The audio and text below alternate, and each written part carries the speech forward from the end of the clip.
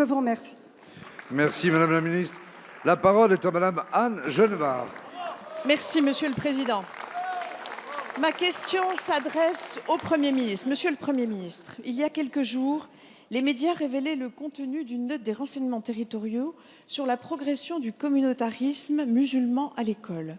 Refus de dessiner des représentations humaines, d'écouter de la musique, refus pour de jeunes garçons de donner la main à des petites filles, pratique du ramadan de plus en plus jeune, refus d'aller à la piscine, d'écouter certains contes pour enfants, d'utiliser du mobilier de couleur rouge, refus des voyages scolaires. 1000 cas de manquement à la laïcité ont été signalés entre avril et juin. Cette dérive communautariste ne peut être ni tue, ni sous-estimée, ni relativisée. Le mal est profond et inquiétant. En de multiples endroits de notre pays, l'école est désormais atteinte par le danger du communautarisme aggravé par le radicalisme religieux. Vous avez mis en place une cellule de signalement et d'écoute des professionnels, souvent démunis devant un phénomène nouveau par son ampleur et par la jeunesse d'enfants endoctrinés de plus en plus tôt. Cela ne suffit pas et appelle un sursaut d'ampleur dont le gouvernement doit donner le signal sans trembler. Car c'est à l'école que l'on transmet les savoirs, mais aussi les valeurs et les savoir-être. C'est à l'école que l'on dessine l'avenir de ses enfants, mais aussi celui de notre société. La réponse selon laquelle d'autres religions seraient concernées nous laisse sceptiques compte tenu des faits rapportés. Ils augurent mal d'une réponse adéquate et déterminée. Mal nommer les choses, c'est ajouter au malheur du monde, disait Camus. Monsieur le Premier ministre, que comptez-vous faire pour restaurer dans nos écoles la laïcité menacée par l'islam radical? Merci. La parole est à Monsieur Jean-Michel Blanquer, ministre de l'Éducation nationale. Monsieur le Président, Mesdames et Messieurs les députés, Madame la députée Annie Genevard, s'il y a bien un domaine où nous avons accepté et même assumé de bien nommer les choses, c'est celui-là, en agissant.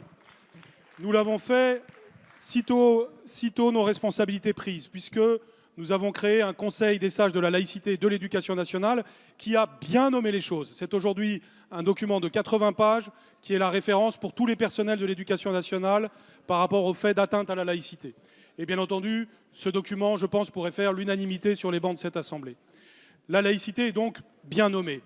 Ensuite, nous n'avons pas voulu nous contenter de mots, nous avons voulu agir. Nous avons créé les équipes laïcité dans chaque rectorat de France. Cela signifie que ces équipes sont capables d'intervenir concrètement dans les écoles, les collèges, les lycées, chaque fois que ceci arrive. Cela signifie qu'il y a eu plus de 400 interventions de ce type depuis le mois d'avril, ce qui est considérable sur le plan de l'action et ce qui, à chaque fois, je dis bien à chaque fois, a mis fin aux troubles qui avaient été constatés. Pour la première fois, c'est la première fois depuis une vingtaine d'années que des dérives ont pu commencer à être constatées. C'est la première fois qu'il y a un tel volontarisme de l'action publique pour aller à la racine des problèmes. Ceci s'est accompagné en plus d'un numéro, d'une adresse dédiée que tous les personnels de l'éducation nationale à laquelle ils peuvent s'adresser. Et cette adresse dédiée a permis d'avoir les signalements que vous avez indiqués. Alors oui, Madame la députée, ces problèmes sont bien réels. Et oui, je le confirme, ça peut être le fait notamment d'une religion, nous le savons tous, mais aussi d'autres religions. Je l'ai constaté.